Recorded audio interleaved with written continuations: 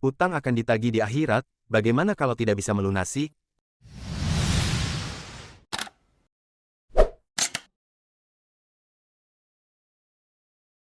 Utang piutang adalah salah satu jenis muamalah yang kerap dijumpai dalam kehidupan masyarakat. Konsep utang piutang yang ada dalam Islam pada dasarnya memiliki tujuan untuk memberikan kemudahan bagi orang yang sedang kesusahan. Melansir pada buku yang berjudul Ekonomi Syariah oleh S. Purnamasari, Islam telah mengatur perkara utang piutang secara rinci, baik melalui Al-Quran maupun hadits. Dasar hukum utang piutang dalam Islam tertulis pada surat Al-Baqarah ayat 282 yang berbunyi sebagai berikut.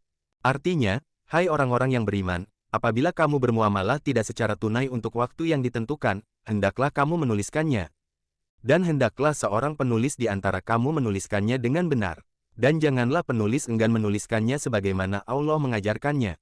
Maka hendaklah ia menulis, dan hendaklah orang yang berhutang itu mengimlakannya, apa yang akan ditulis itu, dan hendaklah ia bertakwa kepada Allah, Tuhannya, dan janganlah ia mengurangi sedikit pun daripada hutangnya.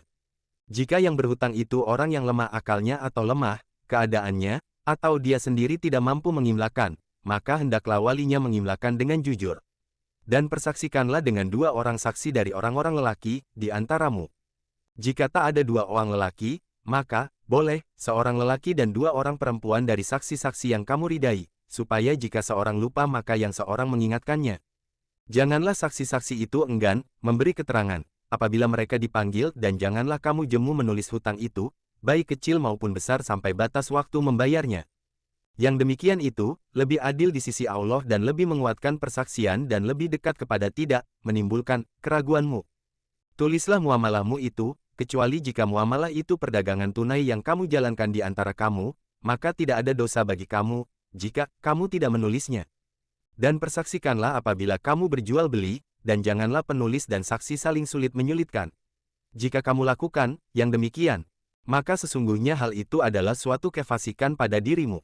Dan bertakwalah kepada Allah, Allah mengajarmu, dan Allah Maha mengetahui segala sesuatu.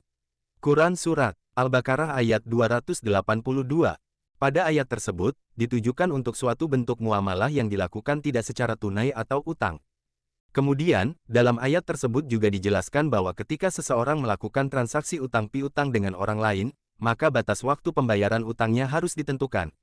Batas waktu yang ditentukan pun mengandung makna, yaitu ketika berutang seharusnya sudah tergambar dalam benak si penghutang bagaimana dan dari mana sumber pembayaran untuk melunaskannya. Dilansir dalam laman MUI, membayar atau melunasi utang adalah kewajiban yang harus ditunaikan oleh orang yang berutang. Bahkan dalam Islam, jika seseorang yang sudah memiliki kemampuan membayar harus segera melunasi hutangnya. Tapi bagaimana jika seseorang yang berutang sudah meninggal? Jika orang yang berutang sampai meninggal dunia belum melunasi utangnya, dan ia meninggalkan harta waris, maka untuk pelunasan utang diambil dari harta warisnya sebelum dibagikan kepada ahli warisnya, tulis laman MUI.